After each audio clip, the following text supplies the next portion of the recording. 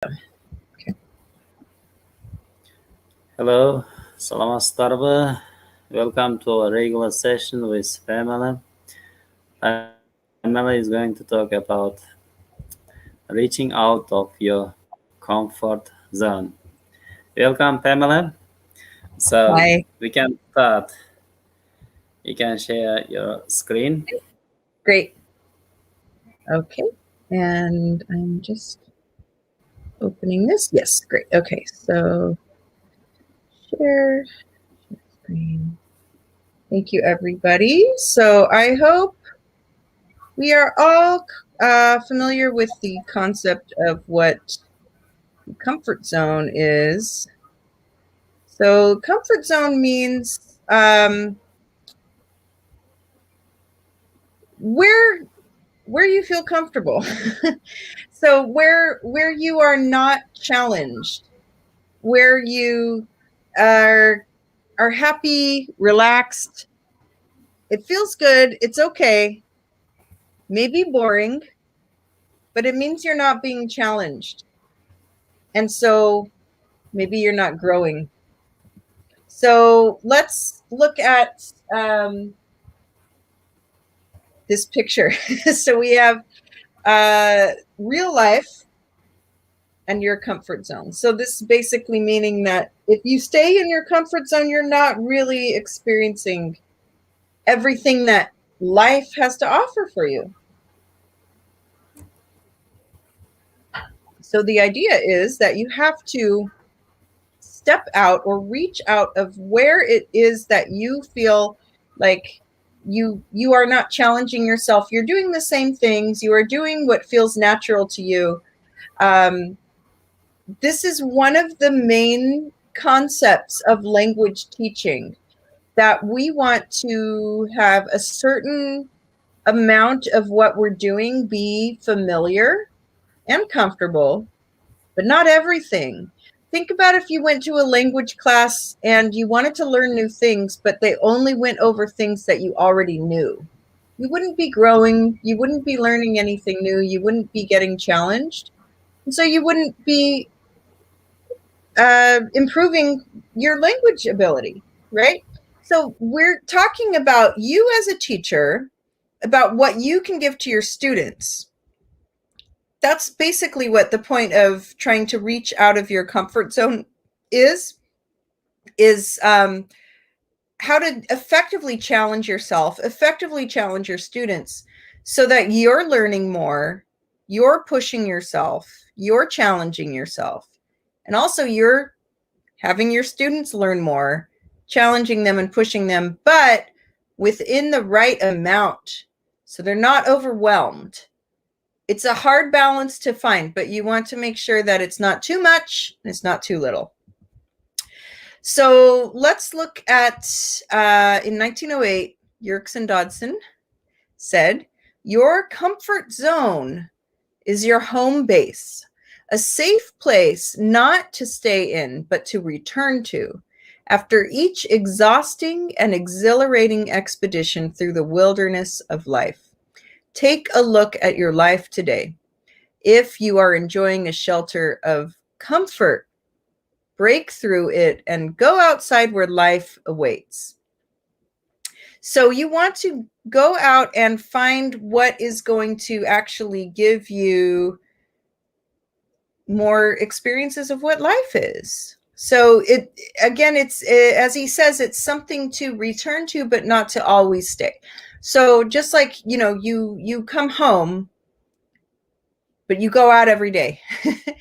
And we've seen, if we are staying home too much in this last year or so, a little bit more than a year of lockdown, it doesn't feel great to always stay in the same place. Of course, we're safe, we're comfortable, but we don't always feel great doing that, right? We want to have challenges. We want to have something that's going to keep us more like give us something difficult to face that we can overcome. Here's Voltaire. I mentioned him at one of my other workshops. He says uncertainty is an uncomfortable position, but certainty is an absurd one. So we're meant to be a little bit uncomfortable. So when things are not quite clear for us and you're not quite certain what the outcome will be, it's not quite comfortable, but we're not supposed to always be comfortable. Being certain about everything is absurd, meaning it's not normal. It's crazy, right? It's not expected. We always know that we don't know what might happen in the future. So we should, they say, this is another term, expect the unexpected, right?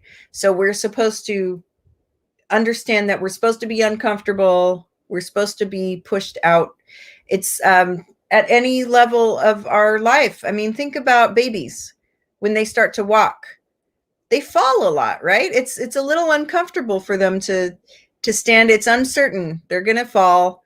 They're going to be very clumsy and not balanced, but that's how they actually learn to walk. And then you're very comfortable with walking.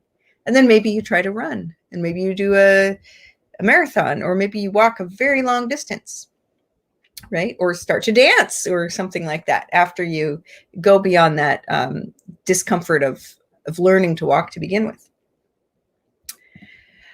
So we want to remember what is the most productive balance of having the most productive balance of being outside of our comfort zone. So if we're thinking about productivity, about where we work the best, remember the 80-20 rule. So 80% should be comfortable, 20% should be outside of where you feel comfortable. So this is what we call optimal anxiety. This is very similar to what I was talking about in a previous week. I don't remember if it was last week or the week before, but about procrastination, right? So there's a certain amount of time, there's a certain point where you are so uncomfortable that you're actually better at what you're doing. Optimal means working at the highest level. It means being the most effective. So we always want to be, at our optimal effectiveness. It's not always realistic every single day, but we want to give our students and give everybody that we're working with our optimum effectiveness as far as what we're doing.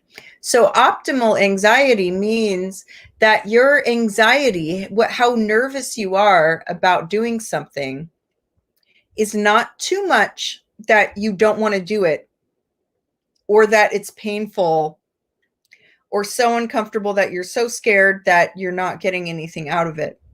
But you also don't want to be too comfortable where you're not growing. So that's why we say 80% is comfortable, 20% is uncomfortable. You're outside of where you feel comfortable. The idea also is that the more that you do this, you can expand your comfort zone. So if you, I'm going through this right now because I just got vaccinated and I'm able to go out into the world and do things. And now restaurants are opening, and, movie theaters and places that were either closed or had very limited capacity where they would allow people in because of the virus. Now I realize I'm so much more tired going out and doing these things. But your anxiety or your ability to take in all the stimulus and to interact with the world, that you can expand it, you can build upon it. It's like a muscle. So think about if you are running and the first day you can run a quarter mile or kilometer. And then after a week, you can run a half. And then after 2 more weeks, you can run 3/4. It's like you can slowly expand. You can grow what feels comfortable for you, and you can get stronger and you can build that. So the more that you step out of your comfort zone and do something that is challenging, do something that scares you, do something you couldn't do before, that's a little more difficult for you to do, you are going to make it so that your comfort zone actually grows, and it takes more and more to step out of it to challenge yourself. And that's great. That's a beautiful thing. That means that you are less scared, you're less anxious, you're less tired, you have more energy, you have anything that was limiting you to make your comfort zone smaller is now getting bigger. And so you just have more to give, and you have more to give to your students. You have more to experience on your own. The more you leave your comfort zone, also, the easier it is to leave it. So even if you're not expanding it at first, just the fact of you leaving your comfort zone and doing something a little bit differently, a little bit scarier, a little bit less comfortable every day, that habit becomes easier. So I've known people, especially during lockdown, this has not been the easiest, the most realistic thing to do, but they say, do something that scares you every day. This is something that some like inspirational speakers and motivational speakers will say, like, do something that scares you every day. Try to find something that scares you, something new. Just try to make it easier to leave your comfort zone. It doesn't necessarily have to scare you, but you can just try something different every day. Do something a little bit different, something you would not have done. The more that you leave your comfort zone, you will increase your creativity and you will increase your compassion. So your creativity will be increased because you will be exposed to different things. If you always walk to work the same way, or if you always have lunch at the same place, you might not have inspiration to be creative. Compassion. If you expose yourself to different people, different lifestyles, different stories about how they got to different places in their lives or what happened, you will start to understand different people in different ways, and you will grow your compassion. And this I find is really important, especially for teachers, because we work with so many different students that have different lives, different challenges that we have no idea about. So the idea that if you are making yourself scared, challenged, you are pushing yourself out of what you might consider to be comfortable and normal. And then you realize, oh, this student is probably outside of that as well. And you realize what this feels like, then you will grow compassion for your students. You will start to understand that other people feel maybe not, when they're not feeling very comfortable in your class. And then you can address that class in, a different way. So what are the benefits? Yeah, look at this cat. So he's comfortable with being outside of his comfort zone. He is pushing himself. I just thought this was a really funny picture. Like, that cat really, I wouldn't want to sleep like that, but he looks like he's comfortable. So what way do we as teachers get stuck in our comfort zones? So let's bring it back to the profession of teaching. So this is a great quote from Brené Brown. One of the worst things we can do is pretend that fear and uncertainty don't exist. So we want to acknowledge these feelings, right? By taking risks in a controlled fashion and challenging yourself to things you normally wouldn't do, you can experience some of that uncertainty in a controlled, manageable environment. Learning to live outside your comfort zone when you choose to can prep you for life changes that force you out of it. So think about the times when you might be outside of your comfort zone and it's not your choice. That's a lot scarier than if you're used to pushing yourself out of your comfort zone. If you get lost, if you take different roads to school or around the city, around your village, and you explore those places and understand what it feels like to be in a place that you're not really familiar with, and then know how to find your way back, that's going to be so much easier if you're in a completely foreign city and you're not exactly sure where you are. We always want to be safe, right? You want to know kind of generally where you are, but this is just an example. Yeah, this is, a reason why people like to watch horror films, because they feel scared, but it's in a controlled environment. I love horror films. I love feeling scared in a controlled environment. And then when something really scary comes along, then you learn how to breathe and talk yourself out of it and say, you're going to be okay. This is scary, but I'm used to this kind of feeling, this physical reaction, and this is how I deal with it. And so practicing being outside of your comfort zone when you can control it, when you're going 20% out, can make it that much easier when you are nervous, even if it's something like speaking in a group of people. So for example, when I had students that I know that part of the semester's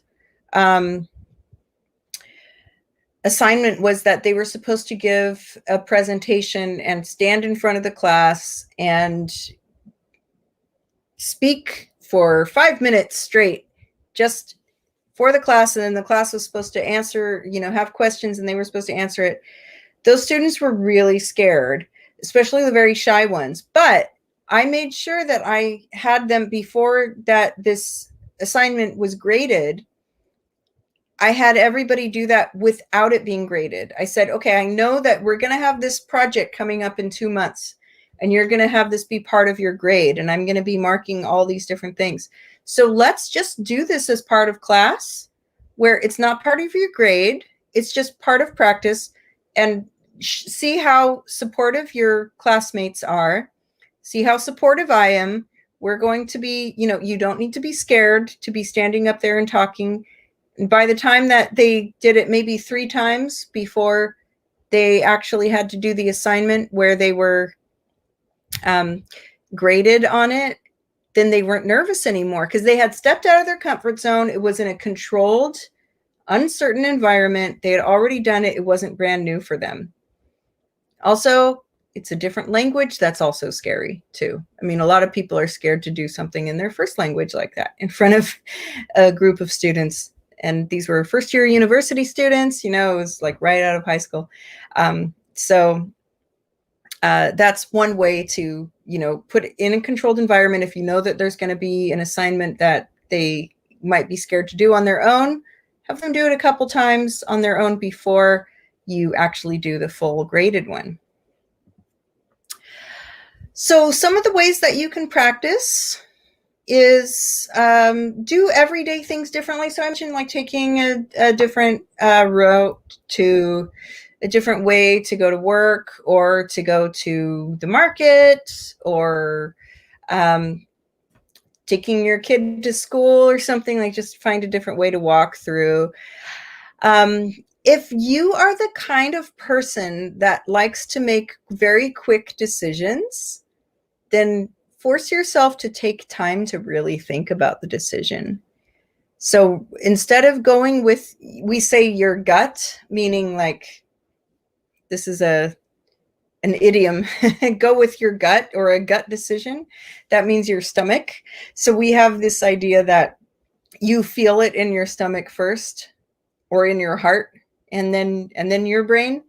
If you are the kind of person that wants to immediately feel something and then decide on something, force yourself to think about it. Say, okay, I will make the decision in 3 days instead of right now.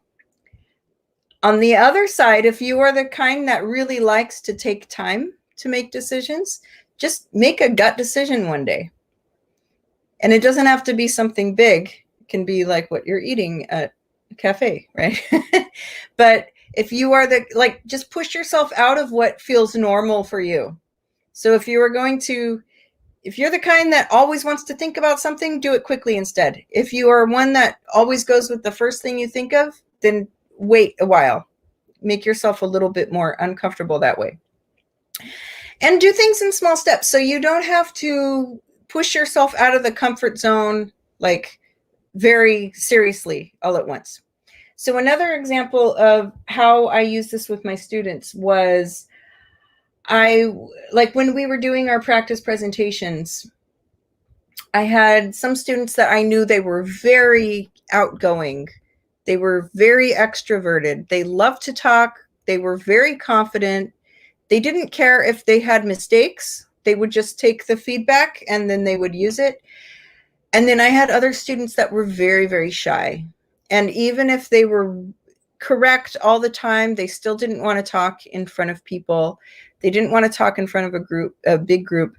So I would not make those students that were very, very shy, if we had the project where they were being graded and they had to speak in front of the whole class, I would not make that student go first.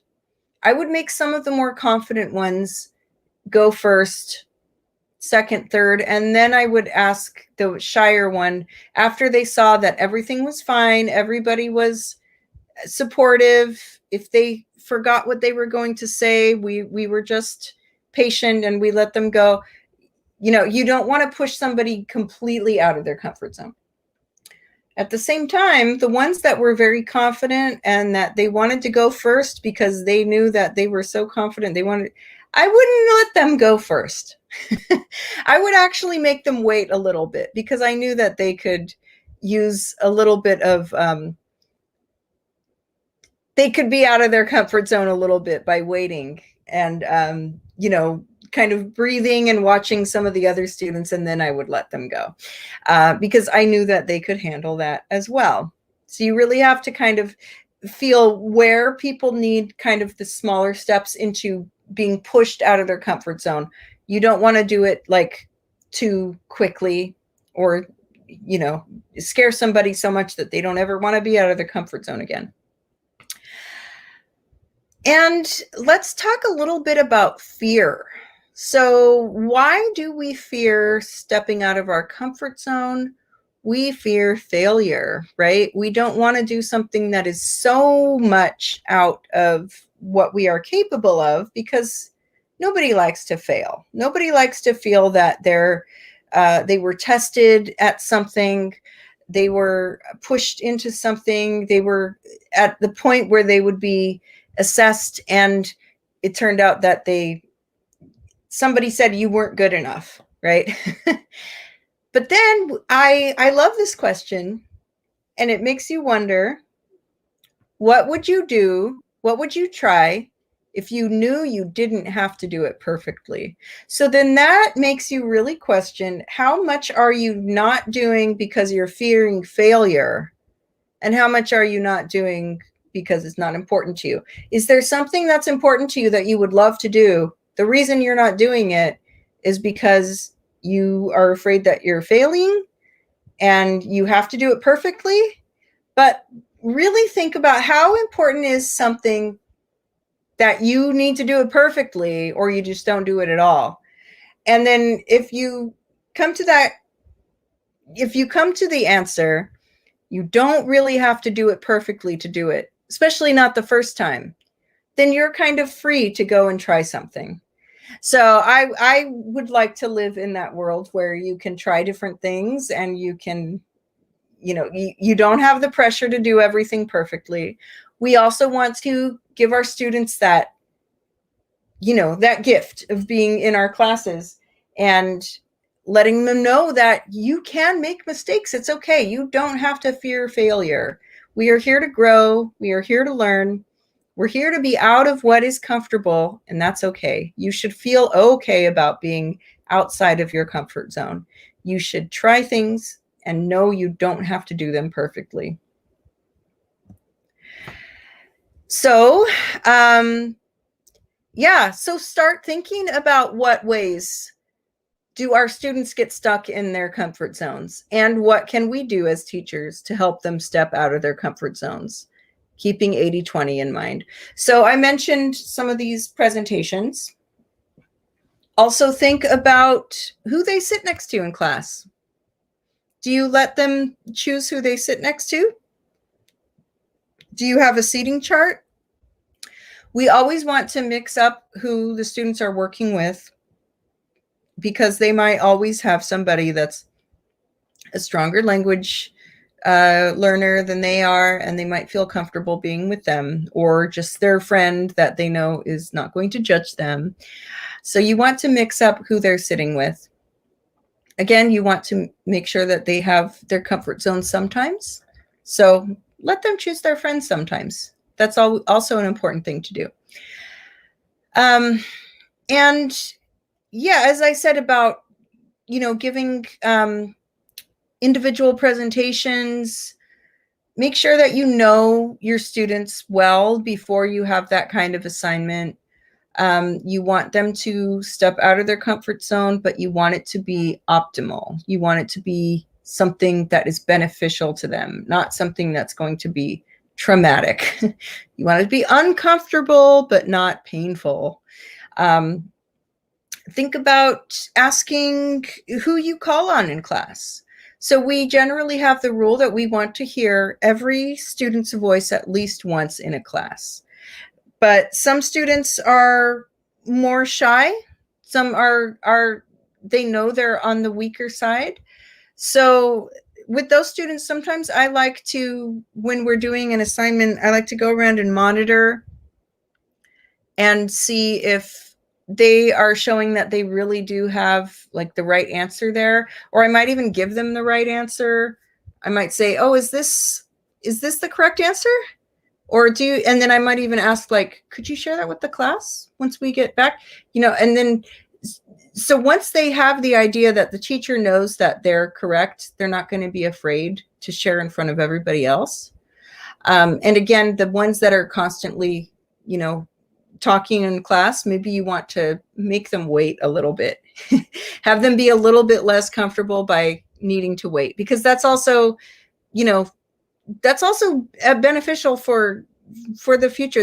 That's a good social skill to have, is knowing when to wait for others, when to be quiet, when to listen. Active listening is a big skill that people need.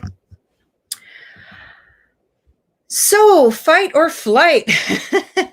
So the fight or flight basically means, this is like a something to keep in mind for stress reduction. So this is evolutionary. This is when we were cavemen and women. This means that when we saw a tiger, we would either fight the tiger or we would run away from the tiger. And one way to manage stress and to make sure that we are working at our optimum is through exercise. So any kind of exercise is beneficial. So anytime that you do exercise and your heart is pounding, it's like your heartbeat is getting really fast, your body is tricking your brain into telling it that we are running away from that tiger. So that's why you feel more relaxed, because you are thinking, we still believe that we are cavemen and women and that we are running away from the danger. And that's why we feel more relaxed and more at ease and more comfortable. So it doesn't matter the kind of exercise, though, as long as your heart is pumping. So you can do yoga. I don't run. I hate running. But I do yoga and dance class and stuff. And even walking briskly, if you have this kind of exercise, this makes you more relaxed. And that can, the more that you are putting yourself in, again, that position where you are controlling a scary situation. So any kind of anxiety, even if it, like, also our caveman brains don't know the difference between we have a lesson observation tomorrow or we have to turn in our journals of all of the grades, or we have to go on a big trip and it's making us nervous. Our brain doesn't know the difference between that or a tiger causing us stress. So if we can manage our stress by some like exercise or just breathing and meditation and controlling that, then that's another way to manage how our anxiety and our comfort zone is. So what are the final thoughts here before we get to some questions and discussion? So you can and should step out of your comfort zone. So this is something that is possible and it's beneficial for you as a person, for your students, for your professional life, anybody that you're going to, it's just going to enhance everything about your life. You can expand your comfort zone. So you can make it so that things that used to scare you don't scare you anymore. And so you get stronger and you get more comfortable with more of your environment. It gets easier. As you go along, it gets much easier to step out of your comfort zone, and it gets easier when it happens. It's not as difficult. You can control your reaction to stress with your actions. So you can exercise, you can do physical things that affect stress and how you feel it. And then you can control your reaction to stress with your mind. You can actually think, oh, I'm not really feeling stressed right now. This is actually just my caveman brain that is afraid of this thing, and I don't really need to be afraid of it. I can meditate. I can just stop and think. I can pray, whatever it is that makes you feel better.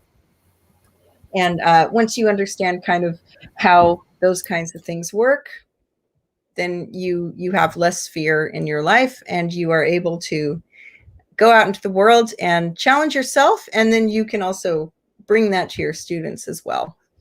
Because, of course, as we know, learning new things is challenging and can be scary. And we've seen that our students get scared about it, and we've been scared. So, yeah. So, all right. So let's talk a little bit. Let's have some questions. Thank you very much, Pamela. Yes, I think we haven't got questions. I have a lot of hellos. Yeah. Yeah. Hello. It's always nice to see. Yes. Hello. Yeah. I have questions. Okay, great. Some people think that their comfort zone is their home. Some people say that their comfort zone is their office. Yeah. But, right. But this year and last year, 2020, was like a very stressful year, like pandemic, COVID-19. So, like many people, 90%, maybe 100 people, like teachers, stayed at home. Among them were who saw that the home is not comfort zone for teaching. What do you suggest them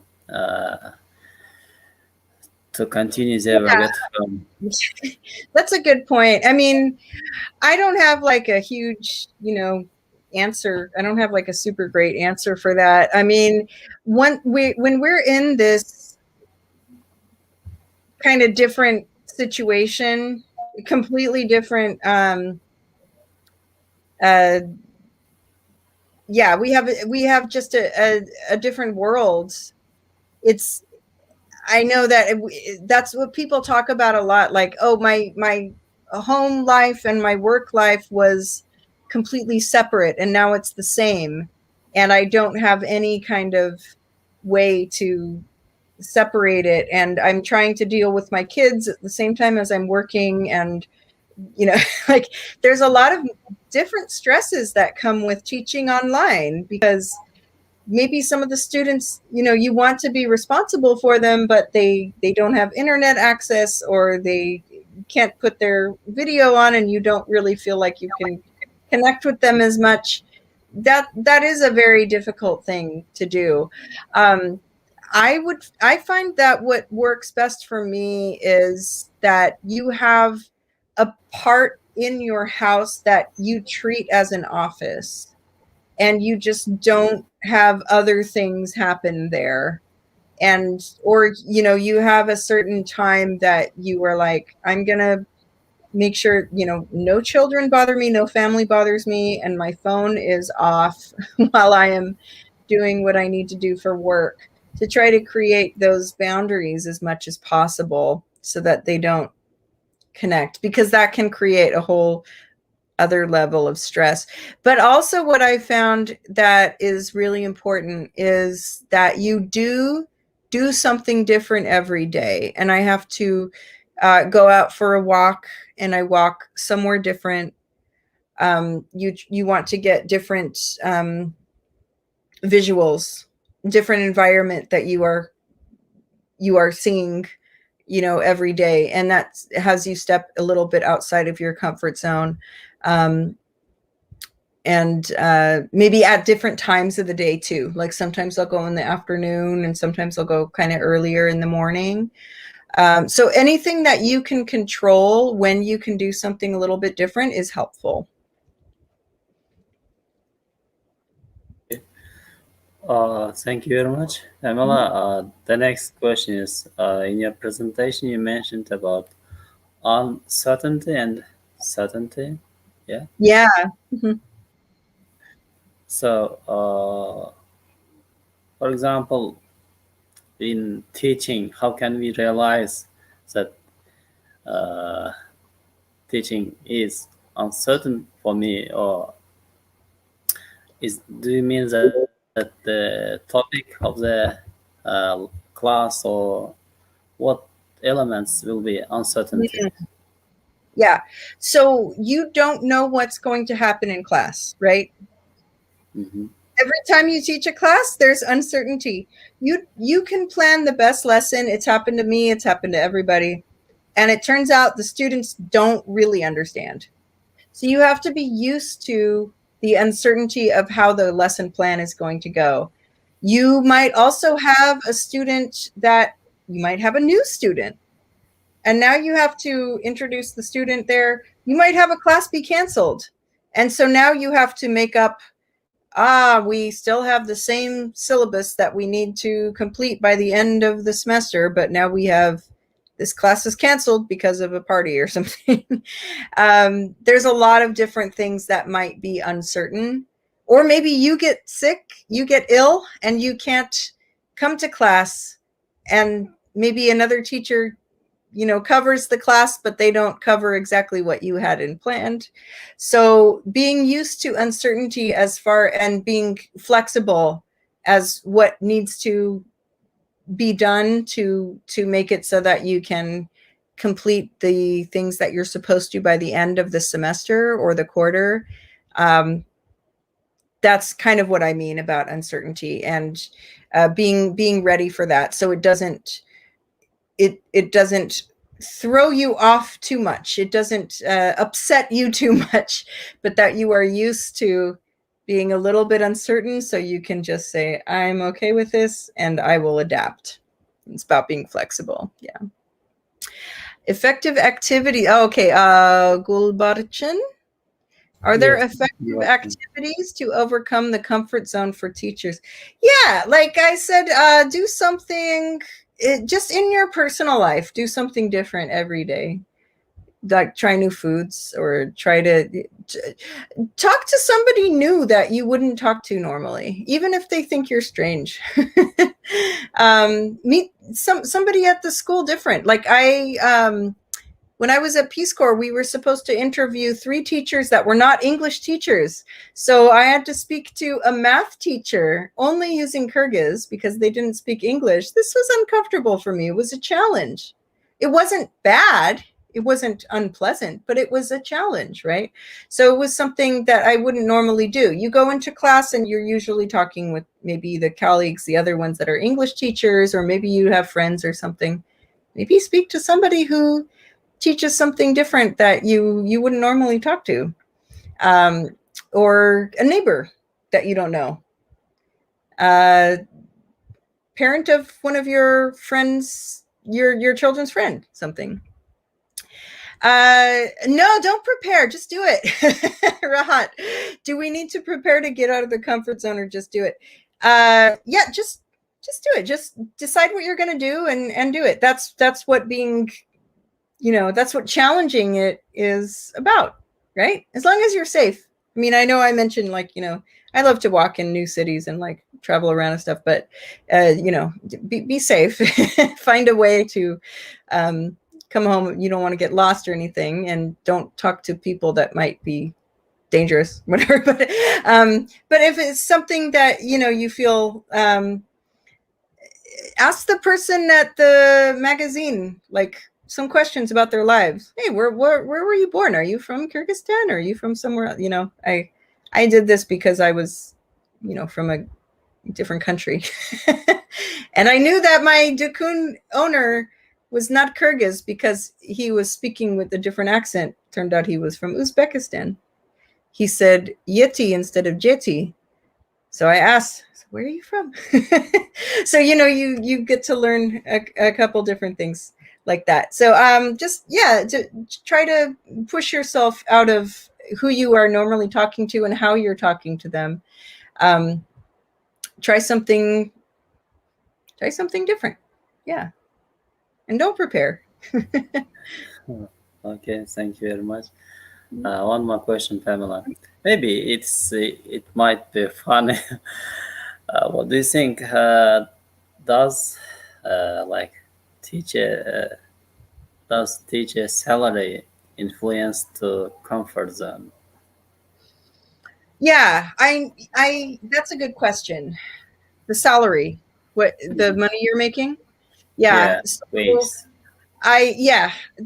that's a good question, because I know that if we are not making a lot, we can't really give a lot back. I understand that. You can only really dedicate what is worth it to you. But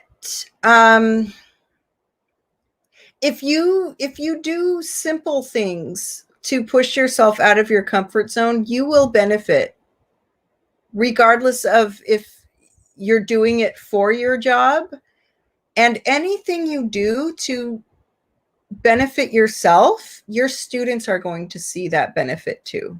So this is why people want teachers to continually develop themselves, is that they know that parents also, they know that happy parents that are fulfilled, that are doing good things, that are getting better as people, are better parents, and teachers the same. The more that you are developing yourself. So instead of thinking about it as the purpose is for your job and thinking, well, I'm not making enough money to do this extra thing, think about it as you're going to benefit, and whatever you benefit, that's going to help your job as well. But think about yourself first. That's an okay thing to do. Okay, thank you very much, Pamela. I think we haven't got any more Oh, we questions. were talking about networking. Yes, next That week. that was for next week. Yeah. Mhm. Okay, Yeah. I need some time to prepare that so I can do that. Yeah. okay. Yeah. Thank you very much. Dear teachers and the participants, thank you for your participation and the questions. Pamela, thank you very much for your interesting presentation and You're welcome. talk. It was interesting. I learned more about like uncertainty and certainty. Uh, Good. Thank you, Ruslan. mm, Islam Hakimov. You think Okay. great. Thank you very much. Have a good night. Yes, See network. you. Yeah. Okay. All right. Yes. See you in a week. See you next week. Жақсы тұрыңыздар. Bye. Quantos torum.